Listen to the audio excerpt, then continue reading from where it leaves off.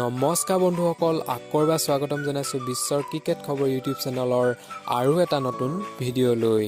আজি আমি এই ভিডিঅ'টোত কথা পাতিম আজিৰ পৰা আৰম্ভ হ'বলগীয়া ভাৰত আৰু বাংলাদেশৰ T20 ছিৰিজৰ প্ৰথমখন T20ৰ প্লেইং 11ৰ বিষয়ে। এই ভিডিঅ'টোত দুয়োটা দলৰ প্লেইং 11ৰ বিষয়ে আলোচনা কৰা হ'ব। কোনে কোনে দলত স্থান পাব, কোন কোন বাদ পৰিব, কেনেকুৱা ধৰণৰ হ'ব আজি প্ৰথম T20খনৰ প্লেইং 11, এই সকলোখিনি আলোচনা কৰিম। তেন্তে আহকচোন ভিডিঅ'টো আৰম্ভ কৰোঁ। বন্ধুসকল, এই প্ৰথম T20খন দিল্লীৰ অৰুণ জেটলী ষ্টেডিয়ামত আজি সন্ধিয়া 7 বজাৰ লগে লগে আৰম্ভ হ'ব আৰু এই প্ৰথম T20খন আপোনালোকে লাইভ চাবলৈ ষ্টাৰ স্পৰ্ট আৰু হটষ্টাৰৰ জৰিয়তে পাৰিব।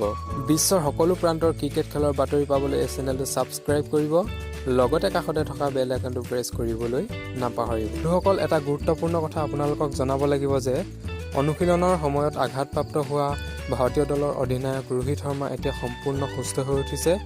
তেওঁ আজিৰ খেলখন খেলাৰ লগতে এই তিনিখনীয়া সম্পূৰ্ণ ছিৰিজটোত খেলিব আৰু কেপ্টেইনো কৰিব। বন্ধুসকল, প্ৰথমতে জনোৱা হওক আজিৰ খেলখনৰ বাবে বাংলাদেশৰ সম্ভাৱ্য প্লেইং 11 কেনেকুৱা ধৰণৰ হ'ব। আপোনালোকে জানে বাংলাদেশৰ দুজন জনপ্ৰিয় খেলুৱৈ এই T20 ছিৰিজত উপলব্ধ নাই। তেওঁলোক হ'ল তামিম ইকবাল আৰু সাকিব আল হাছান। তথাপিও বাংলাদেশী ক্ৰিকেটাৰে ভাল খেল প্ৰদৰ্শন কৰিব বুলি আশা থাকিল। Number 1 Soumya Sarkar, number 2 Liton Das, number 3 Mohammad Mithun, number 4 Mustafizur Rahim, number 5 Mahmudullah, number 6 Mosaddek Hossain, number 7 Afif Hossain, number 8 Arafat Sunny, number 9 Mustafizur Rahman, number 10 আলামিন হুছেইন। নম্বৰ 11ত দুজন খেলুৱৈ ৰখা হৈছে, আবু হাইদাৰ আৰু তাইজুল ইছলাম। তেওঁলোকৰ ভিতৰত যিকোনো এজনে খেলাৰ চান্স আছে। এয়া আছিল আজিৰ খেলখনৰ বাবে বাংলাদেশৰ সম্ভাৱ্য প্লেইং 11। এবাৰ জনোৱা হওক প্ৰথমখন T20ৰ বাবে ভাৰতীয় দলৰ সম্ভাৱ্য প্লেইং 11ৰ বিষয়ে।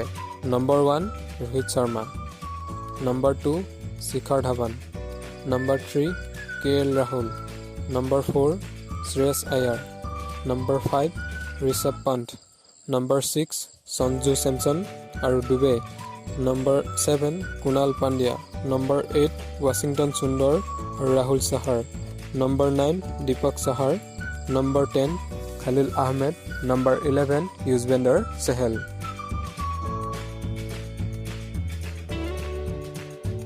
বন্ধুসকল, এয়াই আছিল দুয়োটা দলৰ সম্ভাৱ্য প্লেইং 11। আশা কৰোঁ দুয়োটা দলে ভাল খেল প্ৰদৰ্শন কৰি আমাক এখন ৰোমাঞ্চকৰ T20 খেল উপভোগ কৰিবলৈ দিয়ে। আজিলৈ ইমানেই আছিল ভিডিঅ'টো। যদি ভিডিঅ'টো ভাল লাগিল আপোনালোকৰ বন্ধুসকলৰ মাজত শ্বেয়াৰ কৰিবলৈ নাপাহৰিব।